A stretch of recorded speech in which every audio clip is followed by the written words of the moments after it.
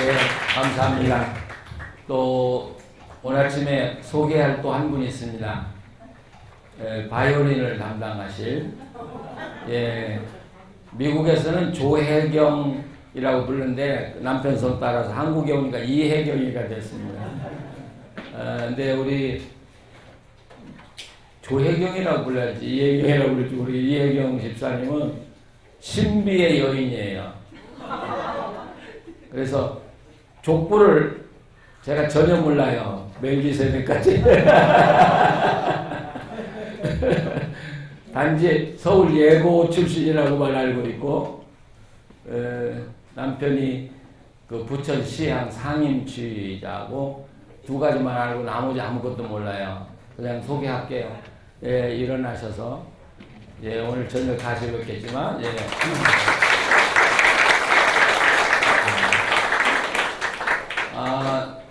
이 두 부부가 그렇게 재혼인데 텍사스 와서 박사과정을 하다가 세탁소를 했어요. 왜 세탁소를 했는지 모르겠어, 저분들이.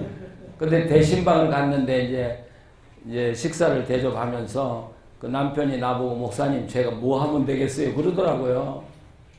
근데 생각지도 않고 여지껏 공부한 거 해야지 그렇게 이야기했는데 그 이야기 듣고 세탁소 그만두고 2년 후에 목사님 저 박사학위 받고 한국 나갑니다 그러더라고요.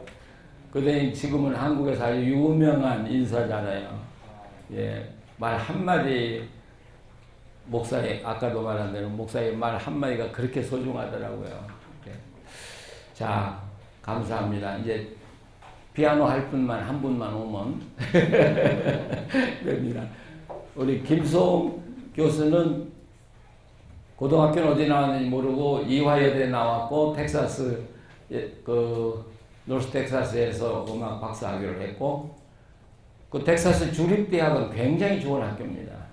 거기 음악 교수니까 굉장한 분이에요. 저분이 여기 앉아있다는 것이.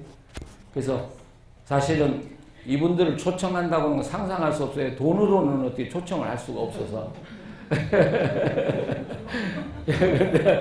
근데 저 김수홍 교수가 나한테 내 강의 듣고 싶다고 그래서 오라고 해놓고 가만히 생각하니까 저 사람이 오면은 그냥 보내면 안 되지. 그래서 작은 음악회를 해다오 그랬더니 쾌히 영광이라고 이제 반주자한테 또 이제 우리 김수홍 교수가 작은 음악회를 하기로 했으니까 그랬더니 자기도 너무 감사하다고 그래가지고 세 분이 만나서 오늘 작은 음악회가 기대가 됩니다. 근데 작은 음악회가 아닌 것 같아요.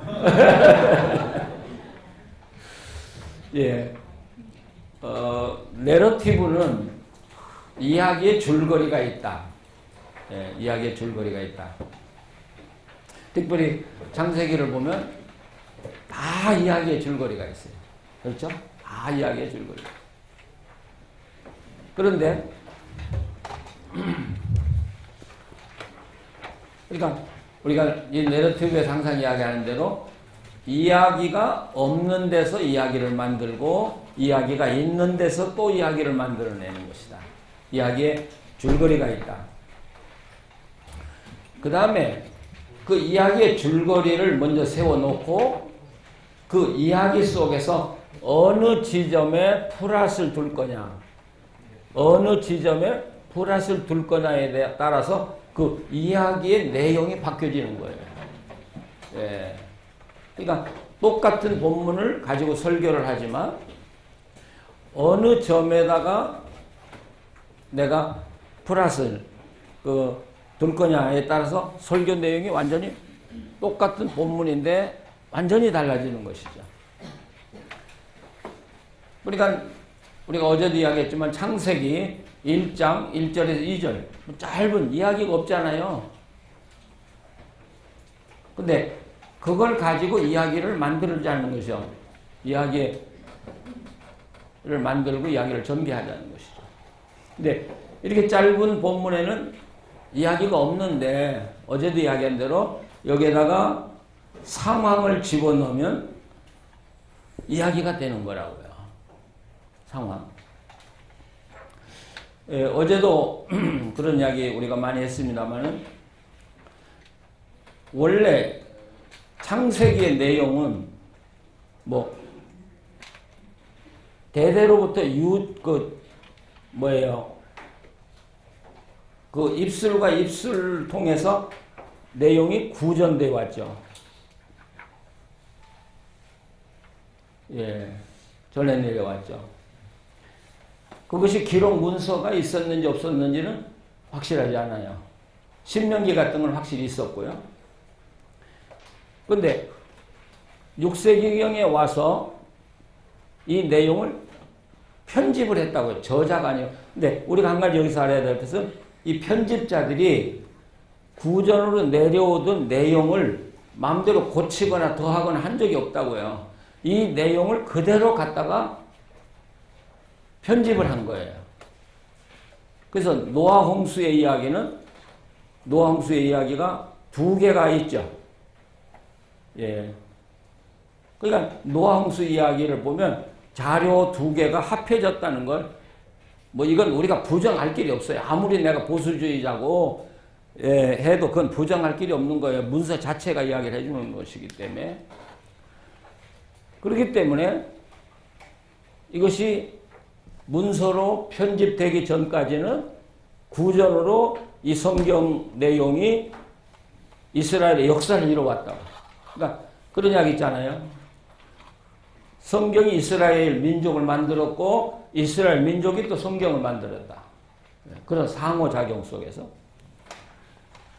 그래서 우리는 이스라엘의 이 구전의 내용은 잘 모르니까 그것은 우리는 제하고 우리가 알 수 있는 상황은 편집 상황이라고 하는 걸 우리가 알 수 있어요. 6세기경에. 어쨌든 그 이야기를 전개하고 예를 들면 이 보라색 과정을 전능하신 하나님이 누구냐를 초점을 두었다면 이 본문 설교는 전혀 다른 방향으로 우리가 말하자면 시편 8편의 내용처럼 전개할 수 있는 것이죠. 하나님이 얼마나 크신 하나님이냐. 예. 지구를 한 바퀴, 한 시간에 지구를 한 바퀴 되는 속도로 10년을 달려가도 태양계 안에 있는 그게 우주잖아요. 근데 요즘엔 뭐 그보다 뭐 엄청난 우주가 또 발견되고 그것을 만드신 하나님은 얼마나 크실까? 예. 그 하나님에 대한 설교를 한다면 바로 이 본문을 그쪽으로 포커스를 잡으면 설교가 달라지고 아까도 말한 대로 그 전능하신 하나님이 우리와의 관계로 이야기한다면 땅과 하늘에 존재하는 인간의 입장에서 하나님을 조명한다면 또 다른. 그러니까 성경은 정말 무궁무진한 책이에요. 예, 정말 무궁무진한 책. 우리가 평생을 다해도 설교를 뭐 10분의 1도 못하는 것 같아요, 우리가. 예. 근데 그런 보고를, 그러니까 성경은 신학적으로도 완벽하고요, 문학적으로도 완벽하고요, 우리의 영적 양식으로도 완벽하고요, 우리의 삶의 교훈으로도 완벽하고요. 우리가 이것만 붙들고 실험하면 설교의 궁핍은 우리가 죽을 때까지 안 느껴지잖아요. 그런데 성경은 덮어놓고 다른 데서 우리가 자꾸 설교의 자료를 찾으니까 이 성경이 울고 있다고요. 이 좋은 보고를 왜 안 쓰고 너희들은 딴 데서만 헤매냐. 예. 그리고도 교인들이 뭐라고 하냐면 똘물 먹었다고 그러더라고요. 세상 것 주워다가 설교하니까 똘물 알아요? 내가 사투리 쓰는가? 또랑물.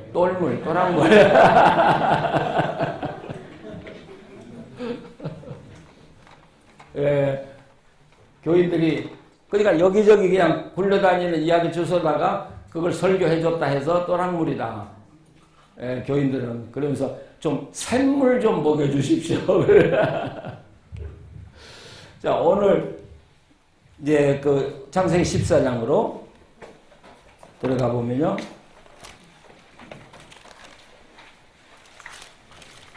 그 본문은 북쪽에 있는 네 왕과 그리고 소돔을 중심으로 한 5 왕과의 전쟁 이야기죠. 네, 이 소돔 고모라를 중심으로 한 5 나라가 북쪽의 네 나라를 12년 동안 섬겼어요. 그러다가 제 13년에 배반을 하니까 북쪽 왕들이 연합군들이 이 소돔 고모라 성의 연합군을 쳐들어들었죠. 근데 보통 북쪽에서 이스라엘 쳐들어오면 이렇게 소돔을 바로 치는 게 아니라 그 주변을 점령하고 그리고 포위해서 이렇게 하는 전술을 꼭 썼더라고요. 그래서 결국 소돔 고모라 성이 다 망했고요. 또 이 북쪽의 왕들이 그 소돔과 그 주변에 잘 사는 나라의 재산을 다 뺏어가지고 거기에 롯도 잡혀가고 롯의 재산도 다 빼앗기는 그런 사건이 일어나죠. 근데 거기 거기 10절에 보면 시딤 골짜기에는 역청 구덩이가 많은지라 역청 가보셨죠? 소돔 고모라 성에. 예, 역청, 소돔 역청 골짜기를 들어가면 산 전체가 역청이에요. 예, 그러니까 역청이라는 게 우리 아스팔트 깔 때 그거죠? 예, 골타래. 그리고 그게 녹아내려서 거기 전쟁 바닥에 있었다는 건 참 우리가 상상. 그러니까 그들이 거기 빠지고 도망가기도 힘들고 그래서 다 빼앗기고 그래서 11절에 보면 소돔에 거주하는 아브라함의 조카도 사로잡고 그 재물까지 노략하여 갔더라. 소돔에 거주하는 아브라함의 조카 롯 이렇게 이야기해요. 왜 그럴까요? 이게 내러티브예요. 지금 이 14장은 뭐하고 결부시켜서 이해를 해야 되냐면 아브라함과 롯이 땅 나눴던 이야기가 전제되어 있는 것이죠. 잘 살기 위해서 그 당시에 부강했던 도시, 부자의 도시 소돔을 선택해 갔었어요. 아브라함은 하나님을 선택했고 그 결과를 이야기하는 거예요. 그래서 소돔에 거주하던 아브라함의 조카 롯 이렇게 친절하게 성경은 바로 잘 살기 위해서 행복하게 살기 위해서 소돔을 선택하고 간 롯이 포로로 잡혔다. 예, 결국 롯은 다 잃어버렸죠. 재산까지 다 잃어버렸다. 그런데 그 소식이 헤브론에 살던 아브라함에게 전달됐어요. 네, 소돔이 망했다는 것보다도 롯이 잡혀갔다. 또 소돔이 망했다는 이야기도 전쟁에 패했다는 이야기도 이제 그 아브라함에게 전달이 됐죠. 근데 13절 거기 보시면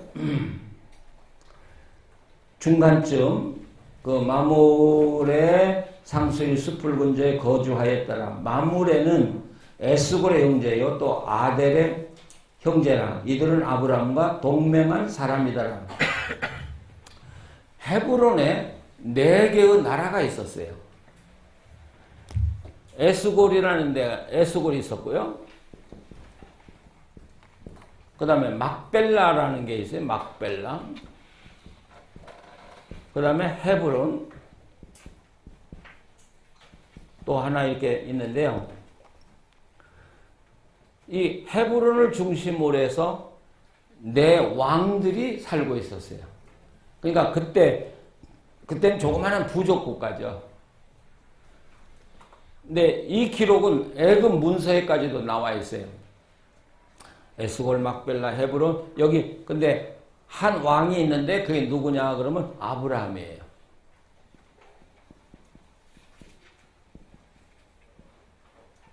거기 이 왕들과 동맹했다라는 이야기 있죠? 예, 동맹. 그러니까 아브라함도 왕이고 킹이고요. 족장이라고 우리가 부르지만 정치적으로는 킹이라고 볼 수 있어요. 헤브론 왕, 막벨라 왕, 에스골 왕 이렇게 예, 네 왕이 함께 연합해서 있었어요.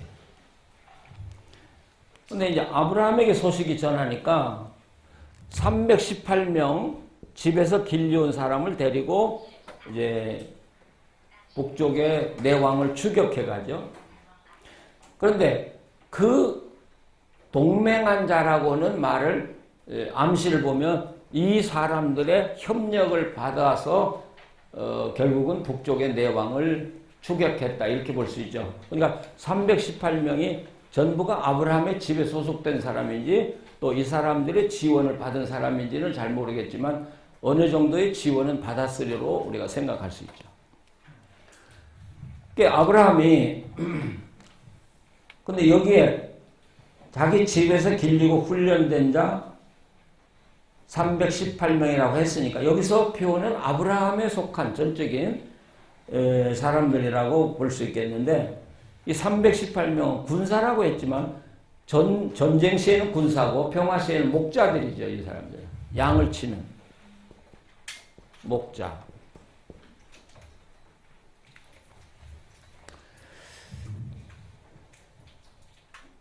그들이 거기 15절에 보면 그와 그의 가신들이 나뉘어 밤에 그들을 쳐부수고 다메섹 왼편 호박까지 쫓아가 모든 빼앗겼던 재물과 자기의 조카 롯과 그의 재물과 또 그 부녀의 친척을 다 찾아왔더라. 호박까지 쫓아갔다. 그러니까 이 전쟁이 결코 짧지 않은 전쟁이었다는 걸 암시하고 있죠. 호박까지 갔다는 이야기는 이 호바는 그 다메섹 왼편이니까 다메섹까지 예루살렘에서 다메섹까지는 거리가 얼마나 돼요? 한 300km 잡나요? 박광희 목사님 300km? 그 정도. 단에서 50, 60km. 예. 그러니까 항상 우리는 지금 그 거리를 이야기할 때는 직선 거리를 이야기하거든요. 예, 한국에 와서 GPS를 사용할 때 예를 들면 판교에서 여기 소망수양관 그러면 집에서 찍을 때는 23km. 근데 운전을 하고 딱 뜨면 뭐 37km 이렇게 바뀌어지더라고요. 경험하셨죠? 나만 경험했는지 몰라요. 아마 목사님들은 GPS 안 쓰고 막 다니니까 그게 저는 거기 실감하는 게 처음 떴던 건 직선거리고 그리고 이제 운전을 시작하면 나온 게 그게 실제 거리거든요. 그러니까 우리가 성경 지리를 이야기할 때는 항상 직선거리가 나오는 거예요. 그러니까 직선거리는 예루살렘에서 여리고까지 20km지만 사실 실제 거리는 30이 넘어 되는 것이죠. 그럼 그 당시에 보병들이잖아요. 다 우리로 말하면 보병들이 뭐 아브라함이 호박까지 밀고 그냥 하루아침에 밀고 들어간 게 아니고 북쪽의 네 왕들이 그렇게 밀릴 리가 있겠습니까? 뭐 밀고 다치고 하면서 전쟁을 하면서 호박까지 갔으니까 이 전쟁이 6개월 걸렸는지 1년 걸렸는지 사실 모르는 일이에요. 그러나 이 전쟁이 결코 짧지 않았다는 걸 알 수 있죠. 우리나라 6.25가 벌어져가지고 부산까지 갔다 왔다 하는데 몇 년 걸렸어요? 2년 걸렸잖아요. 예. 그러니까 이런 구절은 성경에서 사실을 길게 늘어 쓴다고 그러면 성경이 너무 내용이 너무 많아서 기록을 다 못하겠죠. 그러니까 짧게 암시를 다메섹 호박까지 갔다 이렇게 암시를 줌으로써 긴 이야기를 축소하는 게 성경이에요. 이게 성경만이 갖는 기술이라고요. 그러니까 우리는 성경이 이렇게 압축 파일을 만들듯이 모든 걸 압축해서 기사를 썼기 때문에 그걸 다시 그걸 풀어 가지고 이야기를 만들어내는 것이 그게 우리 성서 해석자들의 책임이라고. 그 달라스의 이진희 목사가 압축 파일을 풀어라 뭐. 근데 제가 이제 장신대 강의하고 나면 방학 때 가면 자기 교회 와서 강의를 해달래요. 그래서 나는 자기 교인들에게 정말 성경을 가르치기 위해서 하는 줄 알았더니 자기가 다 배워가지고 내 용어 다 써가지고 책 내가지고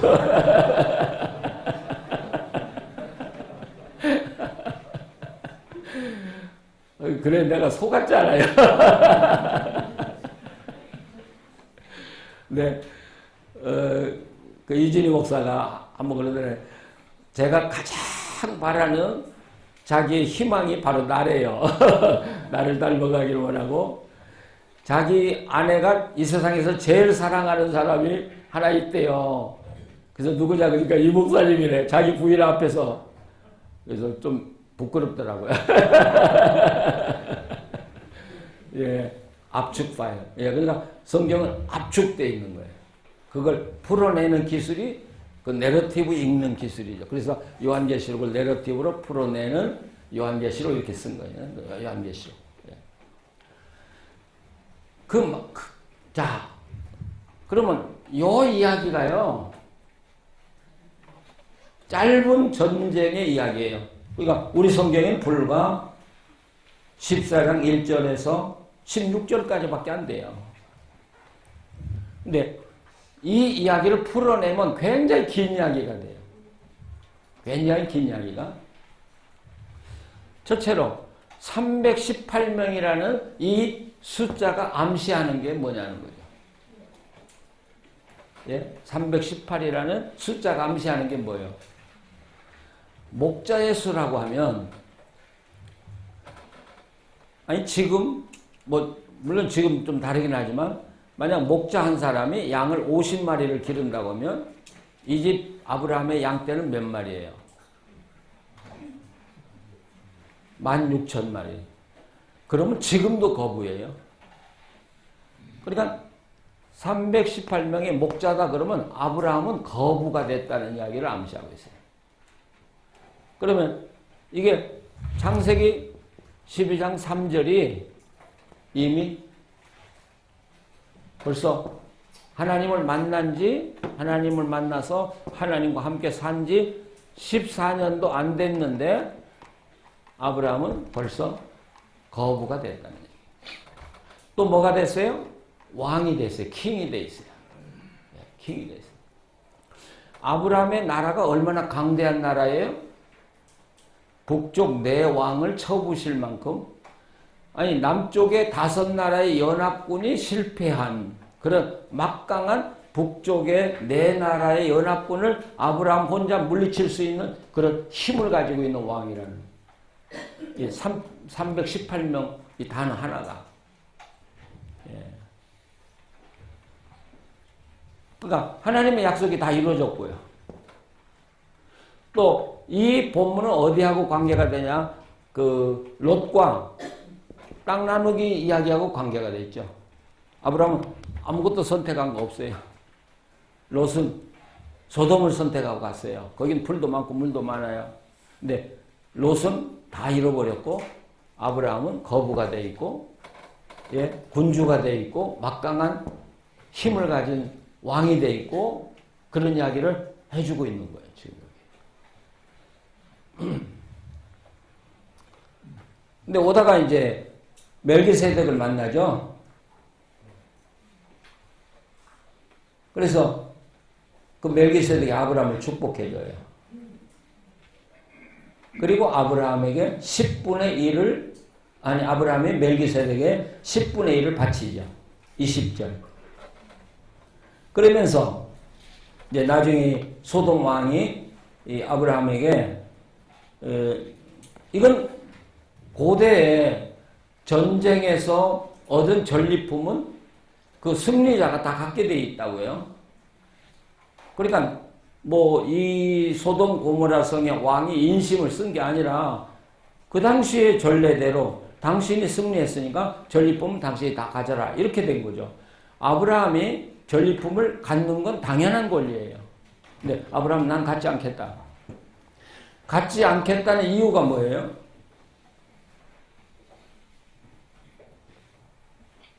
거기, 예, 내가 아브라함으로 치부하였다 할까? 하노라. 소돔 왕이 지금 하는 이야기예요. 예. 자, 그러니까 이 말 한마디가 뭘 의미하냐? 아브라함은 이 전쟁은 하나님이 하신 것이고 하나님이 승리했다는 걸 선언하는 거예요. 지금 우리는 아브라함이 하나님을 만나서 함께 살아가면서 하나님과의 관계가 얼마나 깊어지고 있느냐를 지금 보고 있는 거예요, 우리가요. 관계라고는 뭐 그러잖아요. 관계. 어제도 관계 이야기했지만 뭐 부부가 서로 만나서 처음부터 무슨 관계가 그렇게 좋습니까? 그냥 젊음으로 살아가요. 젊었을 때는 그냥 무조건 이쁘고 그냥 무조건 좋아서 살아가는 거지 뭐 관계가 얼마나 깊어요. 그러다 또 싸움 나면 대판 또 한번 싸움하고 갈등도 일어나고 그러니까 갈등하다가 또 가까워졌다가 싸움하다가 가까워졌다가 또 멀어졌다 그러잖아요. 근데 싸움하고 갈등하다가 더 좋아지는 부부가 있고 싸움하고 갈등하다가 더 나빠지는 부부가 있고 그래서 그게 나중에 나빠져서 해결할 점이 없으면 우리 헤어져 뭐 이런 이야기가 나오는 것이고 하나님과의 관계도 똑같잖아요. 우리가 아브라함을 통해서 보는 것은 하나님 관계가 뭐 고정된 그 관계가 아니잖아요. 애굽으로도 가고요. 도망가고요. 혼나기도 하고요. 실패도 하고요. 그러면서 하나님을 또 알아가서 또 근데 아브라함과 하나님의 관계는 다행히도 실패하고 갈등을 하면서도 점점 가까워지고 있다는 것이. 예, 하나님과의 관계가 더 친숙해지고 있다는 게 그래서 부부로 말하면 하나님과 아브라함은 좋은 부부로 지금 만들어져 가고 있는 바로 그 모습이 이 전쟁의 이야기거든요. 자, 그러면 지금까지 제가 이 전쟁 이야기를 통해서 사건을 전개했어요. 그렇죠? 예, 이 이야기 사건을 전개했어요. 그러면 소위 말하면 우리가 어디에다가 방점을 찍느냐에 따라서 이 내용은 또 확 달라지는 거죠. 어디다 찍냐. 아까도 말한 대로 318명에다가 두면 내용은 또 달라져요. 또 아브라함이 나는 이거 안 갖겠다. 네가 나 치부했다고 하느냐 듣고 싶지 않다. 거기다 초점을 두었다면 또 내용이 달라져요. 그렇죠? 그러니까 똑같은 이야기고 사건이 전개되는데 내가 오늘 어느 점을 갈등 구조로 플러스로 잡냐 하면 그거에 의해서 그날의 설교의 포커스가 달라지는 것이죠. 그러니까 지금 우리가 이 시간에 똑같이 본문을 달았지만 교회 가서 설교하면 그 설교가 다 다른 거예요. 왜? 포커스를 어디에 두냐, 예? 갈등을 어디에다 두었냐에 따라서 강조점을 어디에 두었냐에 따라서 설교가 달라지니까요. 우리가 책을 써도 그러잖아요. 똑같은 내용을 쓰는데 어디에 포커스를 두었냐에 따라서 그 책의 내용이 달라지는 것이죠. 그게 해석이에요. 그게 해석이고 그게 설교고요. 그러니까 이 창세기에서 이 전쟁 이야기를 쓴 것은 우리는 전쟁 이야기를 쓰려고 썼다고 생각하는데 히브리인들은 그렇지 않다고요. 하나님의 약속이 아브라함에게서 어떻게 이루어지느냐를 보여주는 게 이 전쟁 사건이에요. 그러니까 전혀 엉뚱해요. 어제도 이야기했죠. 있었던 아브라함의 전쟁 이야기를 리텔링함으로써 제2의 하나님의 말씀을 창조해내는 것. 이게 내러티브인데 그렇기 때문에 우리가 성경을 해석할 때는 두 가지가 다 중요해요. 전쟁 이야기도 중요해요. 그렇죠? 전쟁 이야기도 중요하고 이 전쟁 이야기를 통해서 창세기의 편집자가 하려고 하는 의도도 중요하고 근데 지금까지 우리 설교자들은 사건만 중심으로 해서 설교를 해왔어요. 그러면 역사적인 과거의 사건에 대한 설교가 돼버리죠. 힘이 없어요. 교인들이 과거에 있었던 이야기가 오늘 우리하고 무슨 상관이냐. 그러니까 그걸 이야기해놓고 거기 교훈을 붙이려니까 억지 교훈이 생기는 거예요. 1. 아브라함을 보니까 이러니까 여러분도 이렇게 사십시오. 2. 이렇게 사십시오. 그러니까 교인들은 목사 맘대로 엿장수 맘대로 말이죠. 예.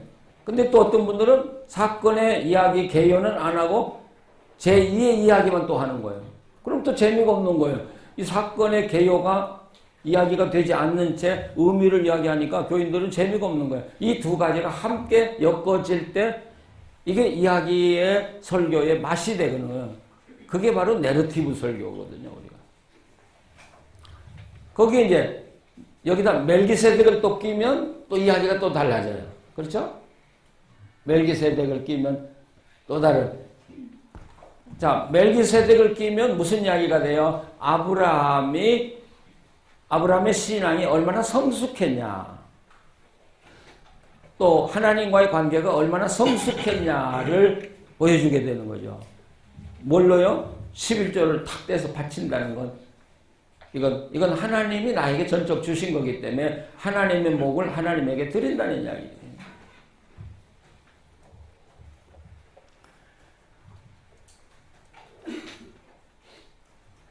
이렇게 성경은요, 그냥 하나의 이야기인데 방점을 어디에 찍느냐에 따라서 성경은 여러 가지 내용으로 변화하기 시작하는 것이죠.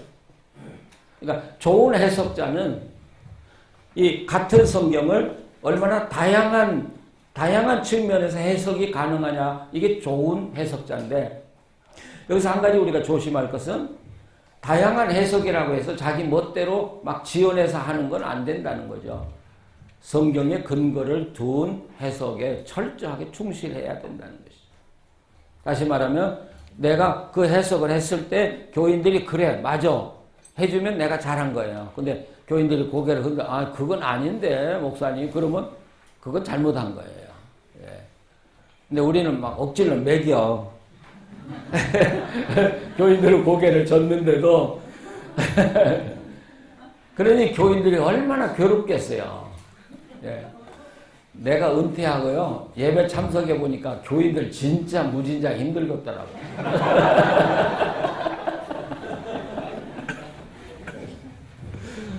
제가 힘들어요, 예배 드리는데. 그래서 우리 부부는 싸만 일이 없는데 교회 갔다 오다 싸매요. 그래서 제가 우리 집 사람한테, 우리 집 사람은 저를 공격할 때 당신 은퇴하고 은혜가 떨어져서 그래, 그러고. 그래서 제가 자제를 참 많이 해요. 그 소리 안 들으려고. 근데 못 들어주겠어요. 아니 왜 저렇게 설교를 해요. 막 부글부글 끓어요. 그러다가 한마디 하면 이제 은혜가 떨어진 목사가 회개하라 그러니까. 요즘 저는 양쪽에서 시련을 겪고 있습니다. 예, 제가 교인이 돼 보니까 정말 교인들 수고하더라고요.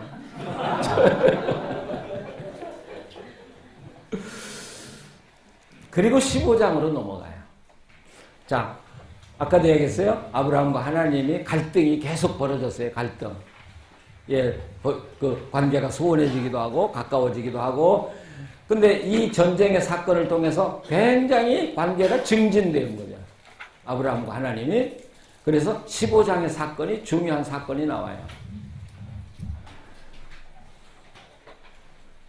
그러니까 전쟁이 끝난 후에 이 창세기에는 이후에라는 이 단어가 참 많이 나와요.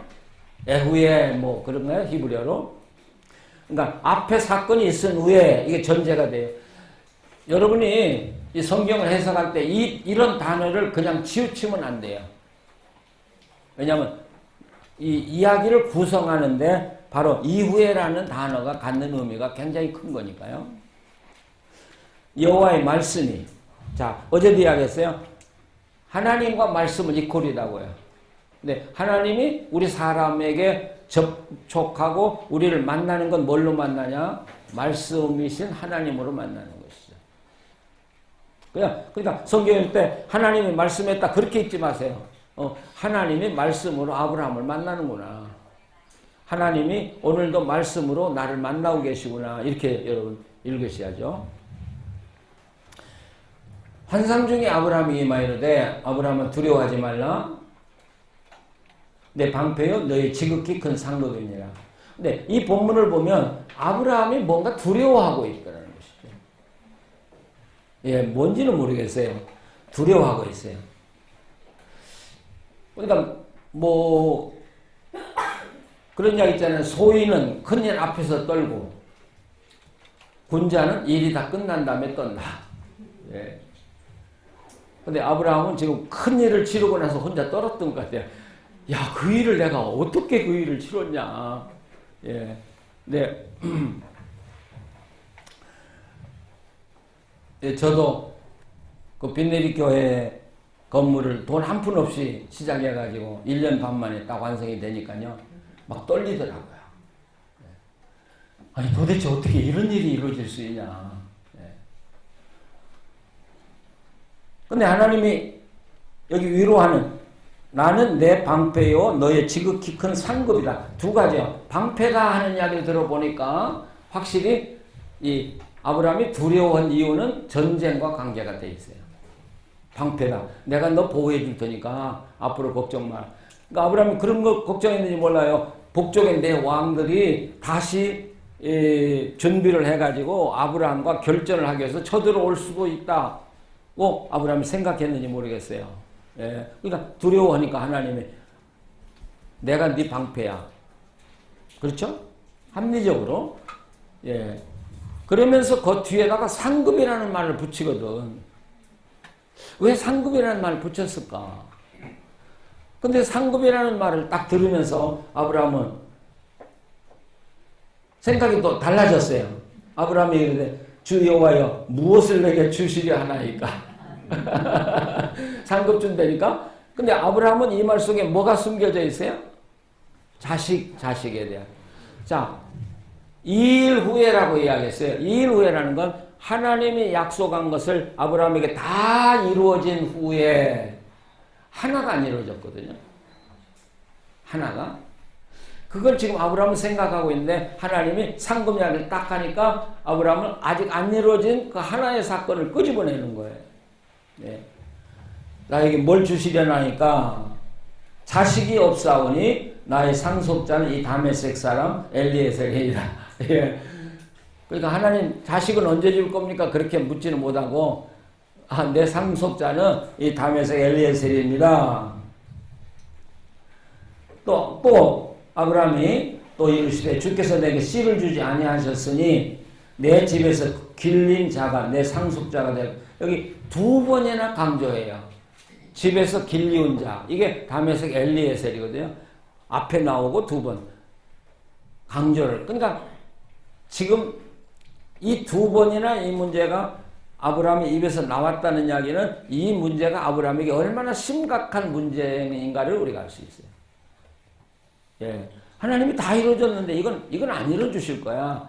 예. 이런 어떤 절망적인 표현도 되고요.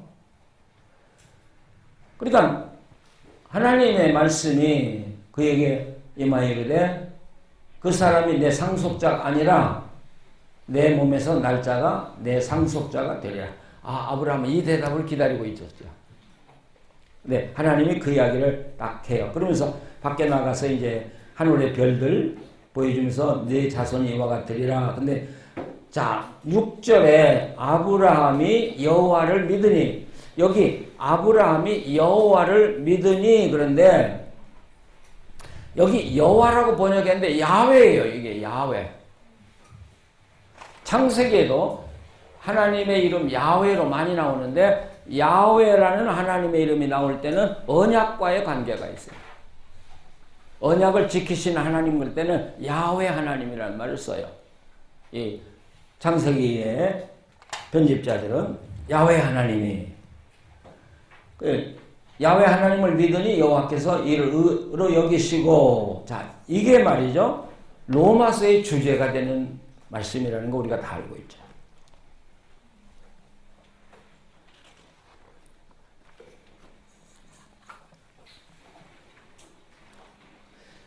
그래서 그 외헤민 아도나이 배 야훼 이렇게 하잖아요. 야훼를 믿었다. 그 여호와 앞에 정관사 하가 붙어요. 그래서 아브라함의 믿음의 대상이 바로 그 야훼. 그 야훼라는 건 지금까지 자기를 인도해 오신 바로 그 야훼가 자기의 믿음의 대상이라는 걸 여기 고백하는 것이고요.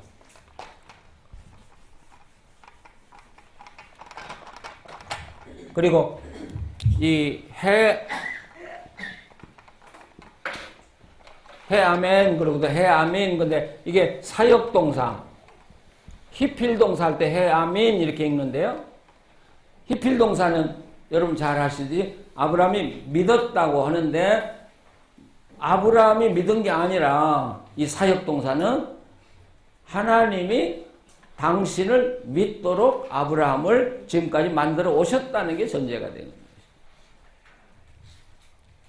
그러니까 이 아브라함이 믿은 것은 그 믿음의 원인이 하나님께로 돌아가는 거예요. 야훼 하나님이 지금까지 나에게 해 오신 것을 볼 때 또 그 약속을 내가 받고 보니까 하나님이 믿어졌습니다. 예. 이게 사역동사거든요. 해아멘, 해아멘 이렇게. 그래서 우리가 그 예배소서 믿음은 뭐라고요? 하나님에게로 2장 8절? 너희에게서 난 것이 아니고 하나님의 은혜라고는 말은 바울이 이 본문을 해석한 거예요. 아브라함 네 믿음은 아브라함 너에게서 난 게 아니라 이건 하나님의 은혜로 주어진 것이다. 이게 바로 그 사역동사로 그 믿음을 설명해 나가는 것이죠. 그래서 여호와를 믿으니 여호와께서 이를 의로 여기시고 의라는 말이 여기 나왔죠. 제데카는 우리 그 신약에서 디카이오스네가 나오는데요. 그래서 거기도 이제 20페이지 보시면 제데카는 문자적으로 올바름, 고듬이에요. 그래서 올바른 행동이라고 하는 것보다도 의의 근본적인 기준은 하나님께 대한 인간의 바른 자세, 바른 관계를 이야기합니다.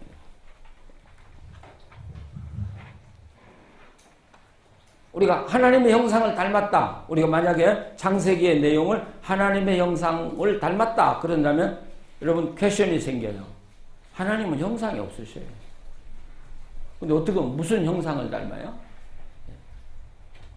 이제 어제 목사님 중에서 질문하신 분 있어요. 5장 3절에 아담이 자기 형상과 모양을 닮은 아들을 낳았는데 그게 셋이었더라. 제가 찾아보니까 창세기 1장 26절에 형상과 모양 똑같은 단어더라고요. 근데 그 모양과 형상을 바꾸기만 했죠. 똑같은 단어예요. 그러면 이게 무슨 이야기가 되냐면 하나님이 아담을 만들었을 때 하나님의 형상과 모양으로 만든 대로 이 아담이 아들을 낳았는데 그 모양 그대로 난 게 셋이다. 그러면 셋은 선하게 태어났다는 거예요? 악하게 태어났다는 거예요? 이런 데서 주석가들이 갈라져요. 타락한 아담의 본성을 가지고 태어났다는 이야기다. 이렇게 어떤 주석가는 하고 어떤 주석가는 하나님이 아담과 하와를 만들 때 그 하나님의 관계를 형성해가는 형상을 이어서 났다고는 증거다. 이렇게 갈라져요. 주석가들이. 어느 게 맞을 것 같아요? 전자가 맞아요? 후자가 맞을 것 같아요? 후자가 맞아요. 왜냐하면 그럴 때는 뭐가 판단의 기준이 되냐면 그 본문의 맥락, 그 맥락을 통해서 이해를 해야 되거든요. 셋을 주셨다고 할 때는 악한 의미로 셋을 이야기하지 않았거든요. 그렇죠? 하나님의 사람의 대를 이어가기 위해서 주신 아들이다 볼 때는 바로 그 형상과 모양은 1장 26절의 모양과 같은 해석으로 해야만이 그 성경의 맥락에 맞도록 되어 있죠. 그러니까 우리가 성경을 해석할 때 이 성경이 흐르는 길이 있더라고요, 보니까. 그러니까 처음 읽는 것도 딱 있고 이해가 안 되면 흐름을 보면 이건 이런 뜻이겠구나, 이렇게. 제가 이제 성경을 가르치니까 어떤 때는 목사님들이 불쑥불쑥 질문할 때 제가 처음 보는 성경도 많이 만나요. 그럴 때 막 당황이 돼요, 저도요. 야, 이거 그래도 내가 성경 가르치는 사람인데.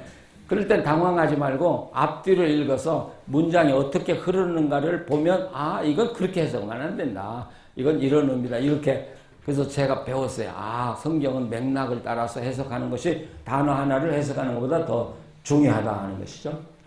그런 의미에서 아담이 셋을 낳은 건지, 셋이 아담을 낳은 건지, 예. 직설적으로 예. 분명히 조상으로는 아담이 조상이지만 아버지지만, 예. 그 5장 자체를 보면 아담이 셋을 낳고 여러 자녀를 낳았다고 했는데 다른 자녀의 이름은 나오지 않고 셋이 있다는 건 셋을 통해서 아담을 보니까 오히려 이 내러티브적인 표현이 될 수 있지만 셋이 아담을 낳았을 수 있다. 셋이 아담을 낳을 수 있다. 혈통적으로는 아비가 아들을 낳는 게 맞지만 그 아들을 봤을 때 이 아들이 누구의 아들이냐 했을 때 아들을 통해서 아버지를 보니까 그러니까 그런 때는 셋이 아담을 낳았다는 것은 좀 무리가 있는 것 같고 예, 셋을 통해서 아담의 본질적인 존재가 누구였느냐를 추적해 볼 수 있다. 예, 그렇게 보면 더 좋을 것 같아요. 그렇게 본다면 지금 목사님 말씀하신 그거를 예. 아담의 여러 자녀들이 있었는데 예. 또 셋 이야기만 여기 예. 오케이. 그리고 목사님 창세기 4장 26절에 예. 셋도 아들을 낳고 그의 이름을 에노스라 하였으며 그때 사람들이 비로소 여호와의 예. 이름을 불렀더라 해서 사실은 이 셋의 계열의 그렇죠. 그러니까 정체성을 보여주는 그렇죠. 성경의 맥락을 보면 좋은 의미에서의 형상과 모양이라고 한 이유는 바로 그 근거가. 예.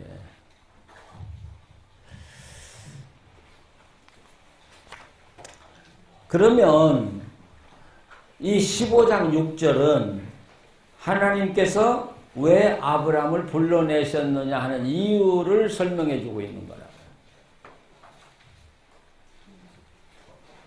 아시겠죠?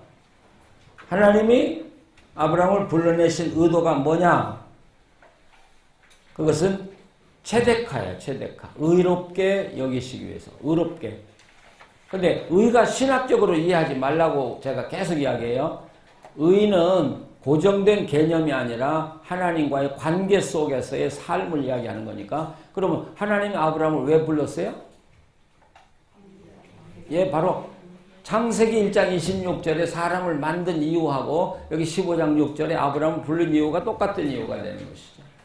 그래서 어제도 계속 이야기했어요. 아브라함을 통해서 하나님의 새로운 나라를 창조하시고 그 나라를 확장해 가는데 바로 이 아브라함의 그 나라가 확장돼서 오늘 우리에게까지 왔고, 예, 우리를 통해서 우리 후손에게 또 우리 교회를 통해서 확장되어 나가는 바로 그 시작이 15장 6절이라는 것이죠. 근데 그런 체데카의 민족을 이루는 방법이 뭐냐? 그게 믿음이라는 것이죠. 예. 그러니까 그런데 그 믿음은 또 어디서 난 거냐? 내가 하나님 찾아 만난 거 아니다 이거죠. 하나님이 나를 만나서 당신을 가르쳐 줬기 때문에 결국 우리가 그를 믿게 된 것이다. 예.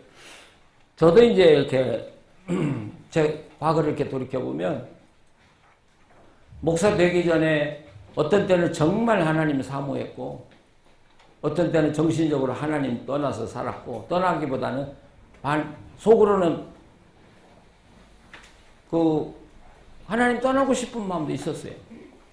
목사 돼서도 마찬가지예요. 그러니까 인간은 참 하나님 앞에서 왔다 갔다. 근데 우리 인간이 다 똑같더라고요.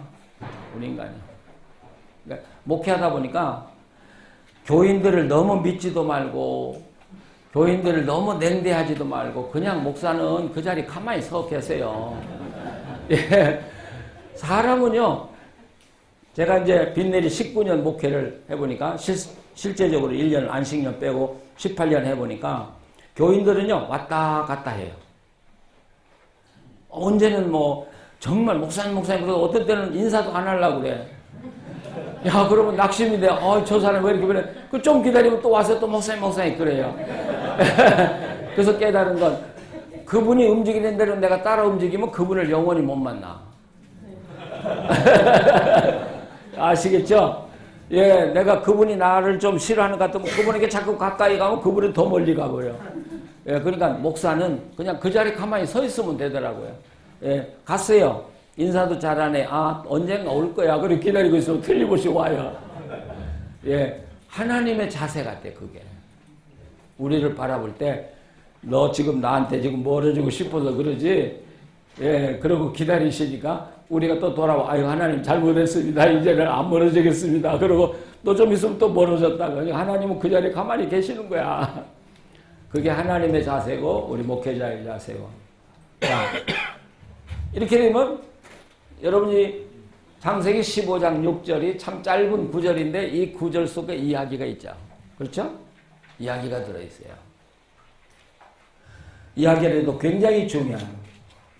근데 우리가 여기서 한 가지 더 봐야 될 것은 아브라함이 하나님 앞에 의롭다함을 받은 게 하나님의 부름을 받고 몇 년 후에 이루어진 일이냐는 거죠. 몇 년 후에? 14년, 15년 후에. 예. 그냥 하나님이 부르시고 그냥 왔다고 해서 하나님이 의롭다고 안 했어요. 어떻게 보면 하나님도 아브라함을 테스트했다고 할까? 테스트 계속 아브라함을 지켜보셨어요. 지켜보시고. 시련 속에서 지켜보시다가 15장 6절에 왔어야 그래 너가 이제 의롭다함을 받았다. 내가 너를 받아주었다. 의롭다가 하나님 받아줬다는 말이거든. 내가 이제 네 믿음을 받아주마. 너는 이제 내 자식이고 나는 네 하나님이야. 그리고 비로소 하나님을 만난 후에 14년 후에 이루어진 사건이라는 사실이 우리에게 또 교훈을 주고 있는 일이죠.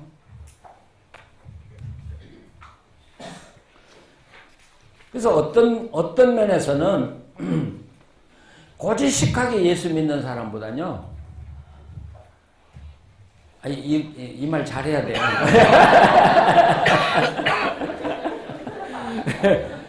고지식하게 믿는 목사보다도 어떤 데는 방황할 때 해보고, 예, 낙심할 때 낙심도 해보고, 우리 안홍기 목사처럼. 그런 분들이 정말 이게 좋아지기만 한다면 그분들이 하나님을 확실하게 더 믿고 하나님께 확실하게 헌신하거든요. 근데 그냥 고지식하게 믿은 사람은 그 믿음이 안 움직여요. 그러니까 열심도 없고 또 그렇다고 해서 또 식어지는 경우도 없고 근데 매력이 별로 없잖아요. 예, 그래서 우리 성경에 탕자라는 말 없지만 그래서 나는 탕자를 사랑해요. 그래서 제가 시에도 탕자가 되게 하소서라는 시를 썼잖아요. 하나님, 제가 탕자가 되고 싶습니다. 탕자가 돼서 그 두째 아들이 하나님께 돌아오던 그 감격을 맛보고 싶다는 그런 시를 제가 썼는데 진짜예요. 너무 나가면 안 돼요. 적당히 나가시고. 자, 이제 이런 의미에서 15장은 대단히 중요하고 이제 16장으로 넘어가면 그 15장 마지막 구절은 남겨둬요. 이것을 내러티브로 해석을 하려고 그래요. 16장에 가면 하갈 이야기가 나와요. 앞에서 우리가 무슨 이야기를 했어요? 아브라함이 나는 이제 아이 낳을 수가 없으니까 내 상속자가 내 종이 상속자입니다. 아니라 네 아들을 네 몸에서 낳을 거라고는 확신을 받았고 믿으니 의로 여겼다고는 사건이 있은 후에 16장이 나왔다는 걸 기억해야 돼요. 그러니까 아들을 주겠다고 하는 얼마나 큰 확신과 약속을 받았어요. 다시 재차 아브라함이. 근데 의심이 누구에게서 나오냐? 예, 아브라함의 부인 사라에게서 나와. 여자들은 골치야 정말. 열심도 있고요, 여자들이요. 뜨겁기도 하고요. 근데 잘 변해, 조금. 아니, 오늘 목사님들은 아니고. 하와가 에덴 동산에서 넘어갔듯이 여기서도 문제를 일으킨 건 사라거든요.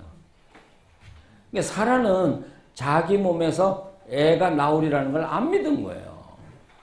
예. 하나님이 그렇게 주신다고 했는데도 안 믿은 거예요. 그러니까 대체 방법을 사라가 제시하는 거예요. 나는 못 낳는다. 그러니까 그러면 내 종을 아내로 네가 받아가지고 애를 낳아라. 그러면 그 당시의 풍습대로 종의 몸에서 난 아들도 사라의 아들이니까 우리가 하나님의 약속을 이루어 드리자. 예. 그러니까 하나님의 약속을 인간적인 방법으로 대체하려고 한 것이 이 하갈의 사건이거든요. 그래서 거기 21페이지 보시면요.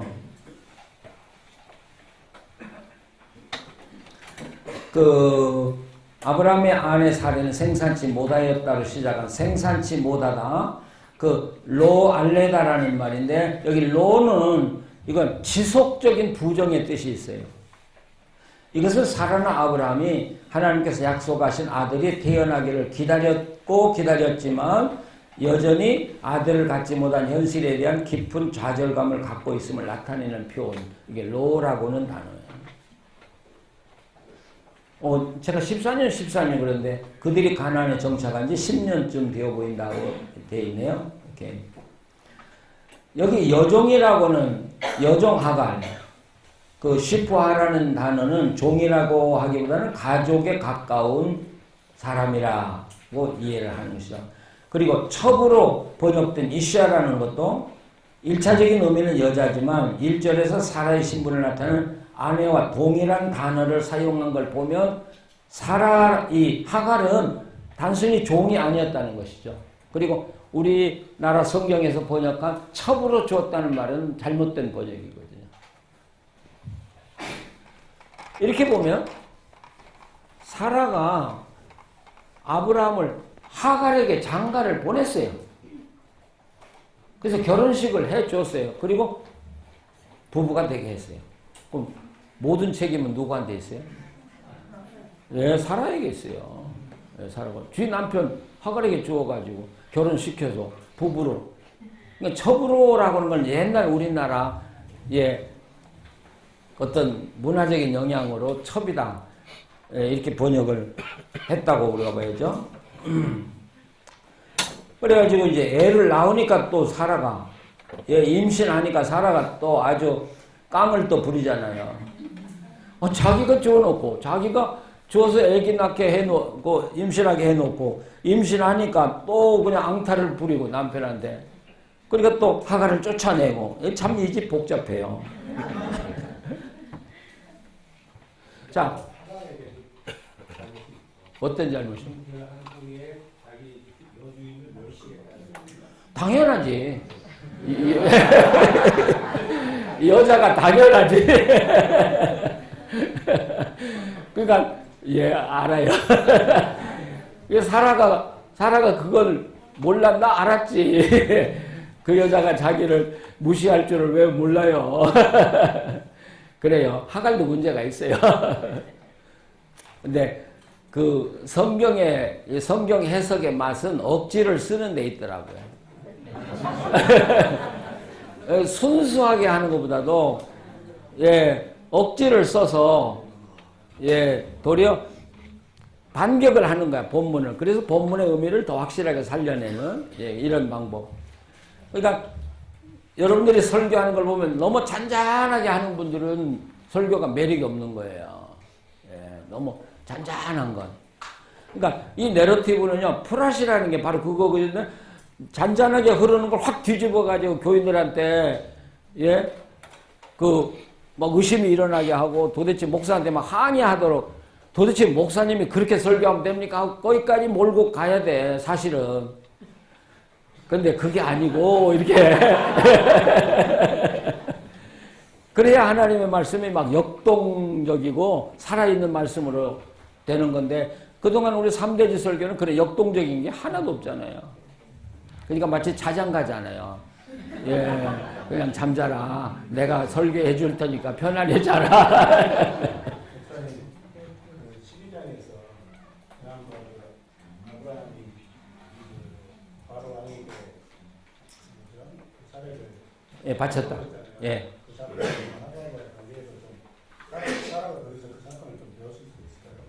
어떻게 배웠을까? 아내 바치는 거? 그렇게도 하는구나, 아브라함이. 그 아브라함 나쁜 놈이네. 애굽에 가서 바치더니 이제는 사라가 하니까 덜컹 그냥 아내 또 하나 얻어가지고. 의도적이진 않았지만 어떻게 보면 살아야 예. 그럴 수도 있다. 그러나 그것을 증명할 만한 것이 없다면 그냥 깨스 하고 지나가시는 거지. 좋다고 봐요.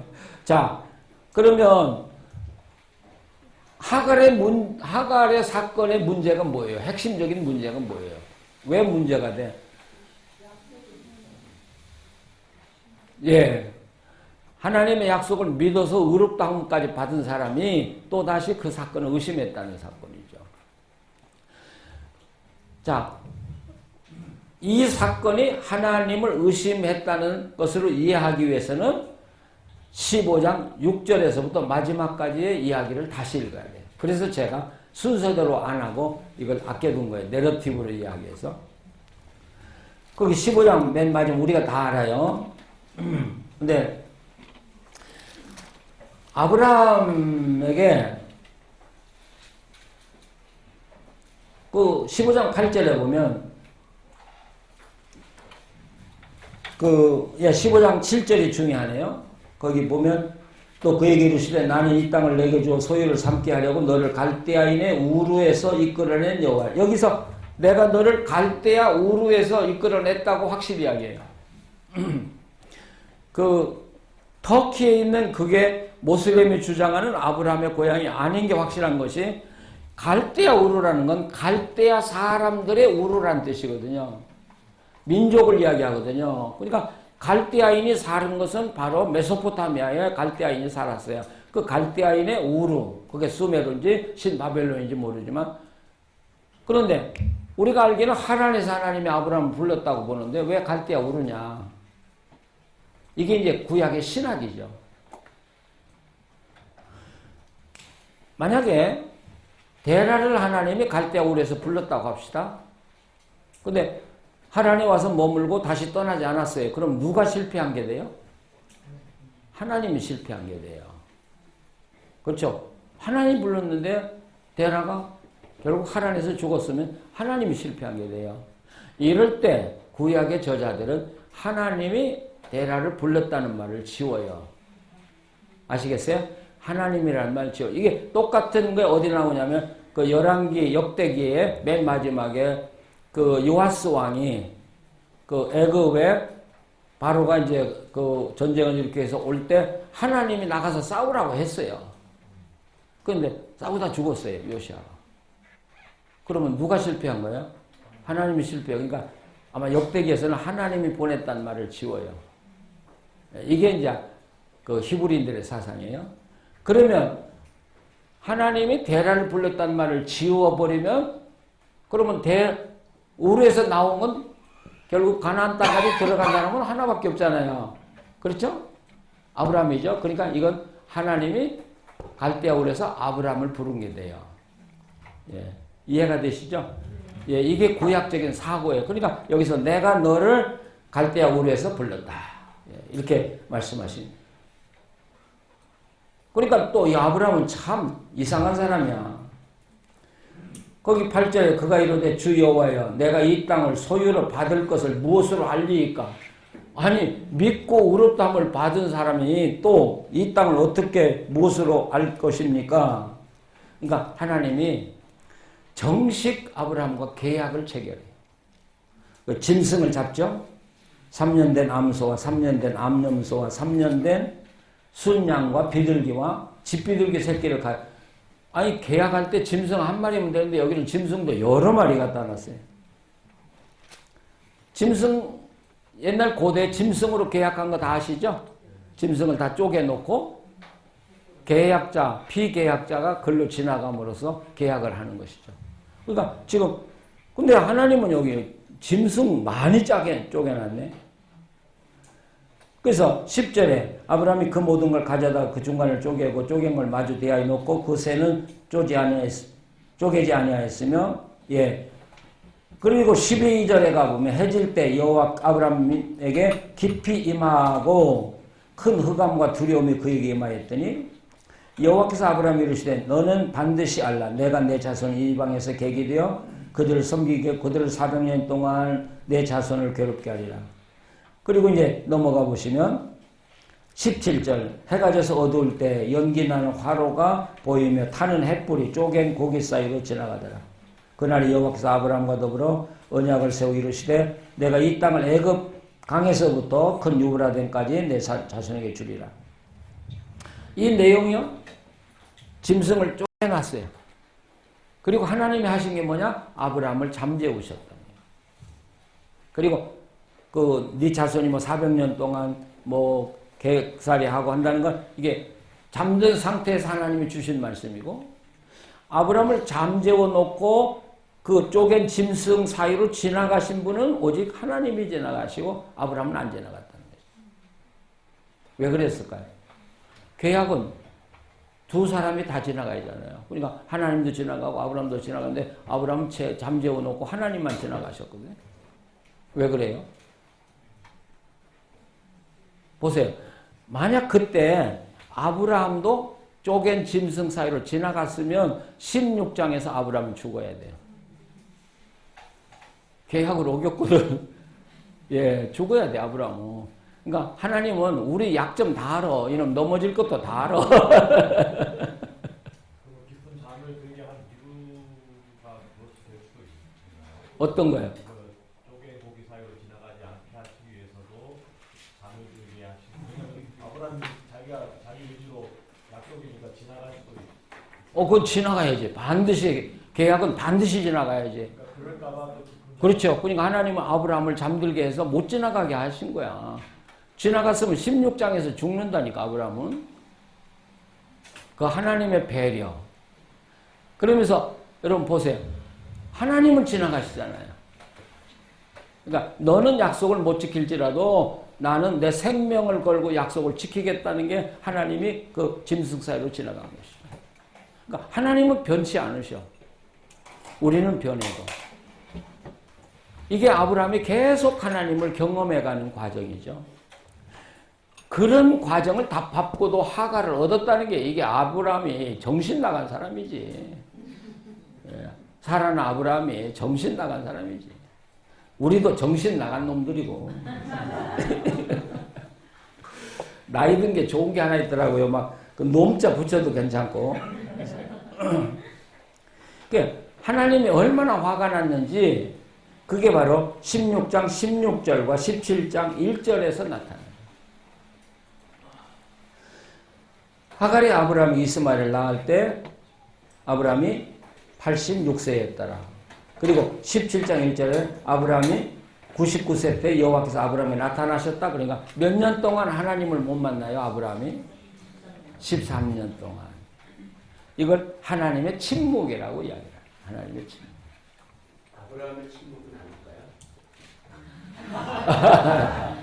아닐까요? 장 목사는 그렇게 엉뚱한 게 매력이 있어. 그러니까 더 이상 아브라함이 할 말이 없어. 하나님께 할 말이 없는 것보다도 구할 게 없으니까 다 구했으니까 다 예, 구했잖아요. 예, 유구무원이네. 더 이상 아쉬운 게 없으니까. 근데 여기 성경에서는 항상 주도권을 하나님께 두거든. 그래서 17장 1절에 하나님이 다시 13년의 침묵을 깨고 아브라함에게 나타나시거든요. 그래서 너 이제 다시는 하지 마라. 그래서 그 언약을 이제는 몸에다 새기는 할례를 주니까 언제든지 이 이니셔티브는 강한 자에게 있더라고요. 그러니까 하나님은 항상 강자의 편에서 모든 일을 처리하시기 때문에 아브라함 지가 침묵해 봤는데 뭐 어쩌겠어요. 아쉬울 게 없는 거예요. 사라가 그 16장에 하갈을 그 남편에게 줬던 사건이 그 애굽에서 이 사건 때문에 남편에 대한 신뢰가 깨지면서 예. 남편에 대한 신뢰뿐만 아니라 남편이 바라보는 하나님에게까지도 어떤 저 목사님 한 이야기하고 비슷한 이야기 같은 아브라함이 자기한테 한 것을 보니까 저놈이 하나님을 섬긴다는 게 의심스러워. 어떤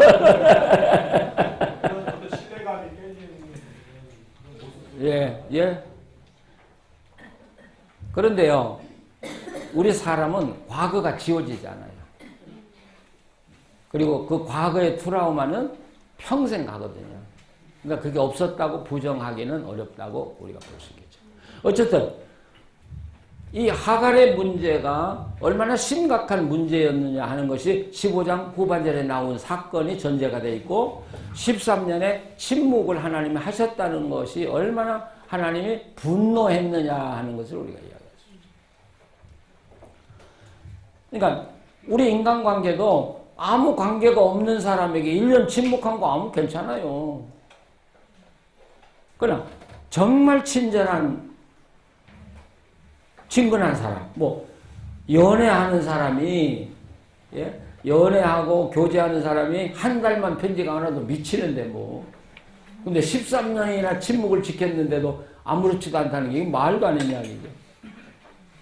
저 우리 집 사람 보고 싶어서 탈영했잖아요. 새로운 사건. 예. 장교 탈영해봐야 그렇지만 제가 철원에 근무했거든요. 근데 편지를 안 해요. 하여튼 우리 집 사람은요. 저를 골탕 먹이는 데는 아주 선수야. 아니 꼭 와야 될 편지가 안 오는 거예요. 그러면 한 일주일 기다리면 올까 그러면 안 와요. 야 이거 화가 나더라고요. 그래서 그 근무하다가 그냥 근무복 입고 그냥 버스를 탔는데 그 포천에 가면 꼭 검사를 한다고요. 헌병들이요. 예. 그 오더니 딱 오더니 제가 이제 여기 십자가 다니까 목사님 어디 가십니까? 할 말이 있어야지. 근무지 이탈입니다. 그래서 이제 우리 사람 주소를 가지고 이제 그 하숙집을 찾아 갔더니 또 없어요. 여자가. 야, 그때 복통 터지네. 그래서 내가 돌아서면서 내가 이번에 와서 안 만나면 내가 다시는 이 여자 안 만나겠다. 그리고 이제 막 이를 악물고 결심을 했어요. 그리고 이제 늦었으니까 호텔에서 잤죠. 자고 아침에 버스 타려고 딱 나가니까 버스 정류소에 자기 어머니하고 서 있는 거야. 그래서 또 만나서 교제했지. 이 하나님의 침묵은 사랑하는 사람들만이 알 수 있는 침묵이에요. 그게 얼마나 무서운가. 그걸 느껴보라고 제가 우리 집 사람 이야기하는 거죠. 예. 그래서 데레사 소녀가 하나님의 침묵 이야기 해가지고 데레사 하나님 안 믿었다. 오방식 교수가 나한테 전화를 했어요. 조선일보에서 하나님의 침묵에 대해서 글을 써달라는데 어떤 내용을 가지고 써야 할지 지금 고민이라고. 그래서 그 아브라함 16장 읽어봐봐. 거기 13년의 침묵. 그랬더니 지난번에도 만나니까 목사님 그 아브라함의 침묵이 중요해요 그러더라고. 예. 자, 그리고 할례 사건이 나오는 거예요. 이제는 이건 할례 사건은 그러니까 아브라함은 넘어졌다 일어나고 넘어졌다 일어나고 아브라함도요 넘어졌어요. 뭐 보통 크게 넘어지는 게 아니에요. 그러면서도 하나님은 아브라함을 키워나가 정진시켜 관계를. 그래서 못을 박은 게 뭐냐? 그게 할례 사건이에요. 아브라함은 몸에다가 표적을 집어넣으면서 야 이놈아 날마다 바라보면서 이제는 변하지 마. 그래서 새긴 게 할례거든. 예. 하루에도 몇 번 보잖아요. 하나님에 가야 되니까. 얼마나 확실한 데 세워서.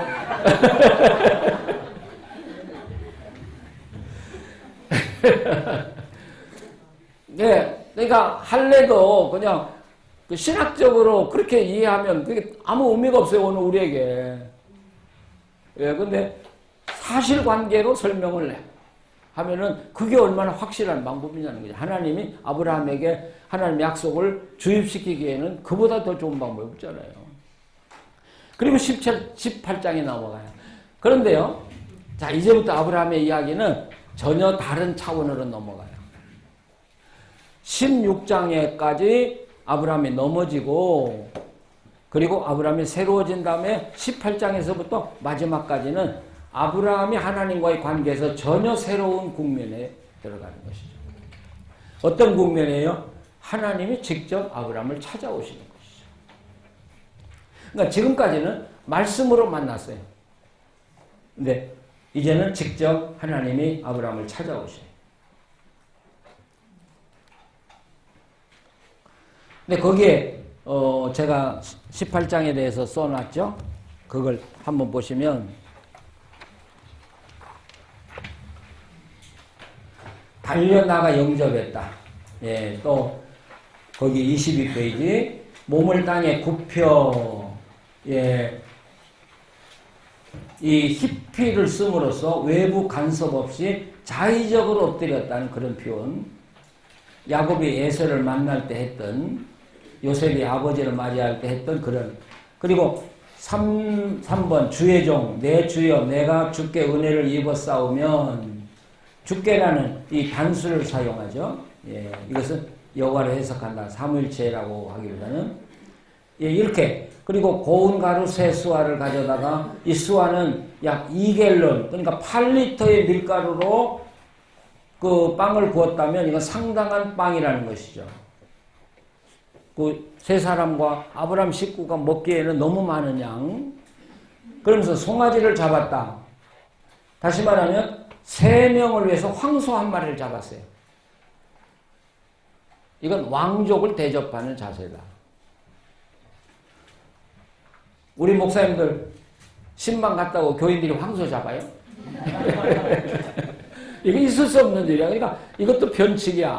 아브라함이 그러니까 하나님을 인식했기 때문에 황소를 잡은 거지. 그냥 일반 손님이나 천사가 왔다고 해서 황소를 잡은 건 아니라는 것이죠.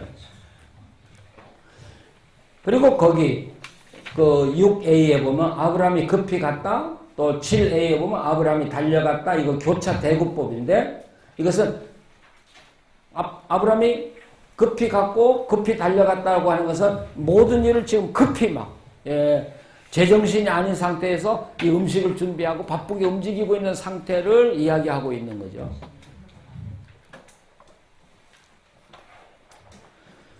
그러니까 우리는 아브라함은 제정신이 아니었다. 그래서 뭐 황소 잡으러도 가고 부엌으로도 가고 정신없이 우리는 그렇게 표현을 해요.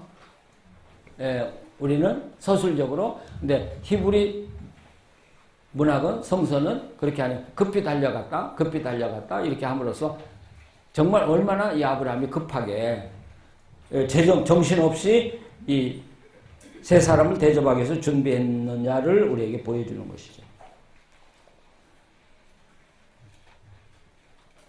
자, 거기서 이제 사라에게 다시 아들을 낳으리라고 다시 설명해 주는 장면이 나오죠.